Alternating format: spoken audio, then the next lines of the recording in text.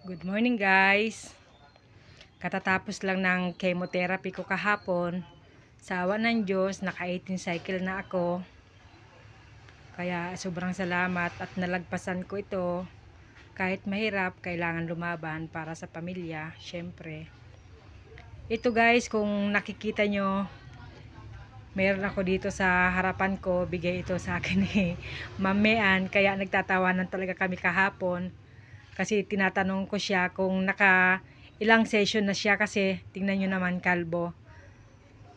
Kaya meron tayong gagawin sa kanya para tubuan siya ng buhok. Kaya tara, let's try natin. Wait lang. May gagawin tayo sa kanya. Ayan, nabagsak na nga. Kaya kailangan nating anuhin siya. Paliguan. Dilat na dilat ang kanyang mata. Sa takot siguro. Sa kanyang Wait lang guys. Wait. Kailangan natin siyang paliguan kasi nga nag-chemo siya kahapon. Kasama ko siya sa loob ng chemo room ng halos kulang-kulang 2 oras. Yun kasi ang ko sa gamot. Dati nung therapy ko ay hindi. Nung chemo ko pa, halos inaabot ako ng 7 hours sa chemo room kasi medyo maraming gamot ang kailangan. Pero ngayong immune therapy ko na lang, halos kulang-kulang 2 oras na lang akong nakasalang sa chemo room. Kaya ito, kahapon, habang nakasalang ako, hawak-hawak ko to. Kaya, paliliguan natin siya ngayon kasi nag-chemo nga din siya kahapon. Tingnan natin kung anong mangyayari sa kanya. Pag nakalipas ang oras o ilang araw, kung may mangyayari ba sa kanya.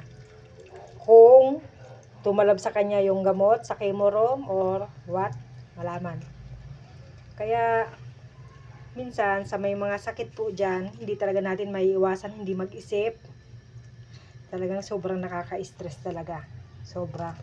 Hindi po biro ang may sakit na cancer. Sa totoo lang, napakahirap. Masakit na sa katawan, masakit na sa bulsa, hindi pa rin maiwasan na hindi talaga mag-isip. Kaya lang nga, lalo na sabi ni Ma'am Mean, iwasan ang stress kasi yon ang nakakapagpataas ng cancer cell. Kaya ikaw, Aileen, ang tigas ng ulo mo, tumaas na naman ang cancer cell mo sa laboratory. Imbis dati bumaba na, tumaas na naman. Huwag pasaway, Aileen.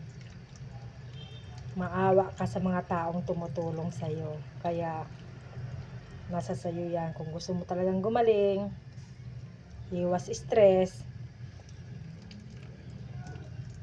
Kaya gumawa tayo ng paraan para malibang nang hindi tayo isip ng wala namang kakwenta-kwenta. Buhay ng may cancer, sa totoo lang, mahirap. Pasalamat na lang na andyan si Ma'am Mean, lagi naka-advise, lagi nakaalalay. Kaya Ma'am Mean, ito natin na mo, dilat na dilat ang mata, ginaw na yata. Ma'am Aisa, sa'yo, ikaw daw ang nagpasimunutin ko. Kaya tingnan mo. Kailangan natin ibabad ng konti para matanggal yung gamot sa chemo room. I-update ko kayo guys kung anong nangyari sa kanya. Kasi sabi ni Ma'am Mean, i-monitor ko siya para gumaling siya. Tingnan nyo naman, ang laki ng mata. Mga ganitong simpleng bagay nakakatuwa, nakakatanggal ng stress.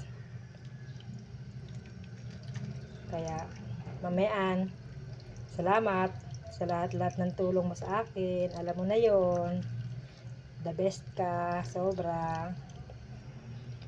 Sa mga kapatid ko na laging naandyan, salamat. Sobra-sobra. Sa Villena family, salamat po talaga, sobra. Hindi matawaran ang tulong nyo sa pamilya ko, lalong-lalo na po sa akin. Salamat po. Ito na guys, tama na siguro kasi baka naman mahimatay ito sa kakaligo niya. Malaman kung paano mangyayari sa kanya. Yan. Buti pa pangalanan ko siya na si Kimo. Siya si Kimo. Buti pa si Kimo naligo na. Yung talagang kinemo kahapon hindi pa naliligo. Ayan. Yan yung tusok pa sa akin ng karayom kahapon kung nakikita nyo guys. Kaya pero hindi na siya masakit. Kaya ito na. Nalunod na siya. Pagkatapos niya ako naman po ang maliligo. Kaya thank you, Mamian. Bye-bye.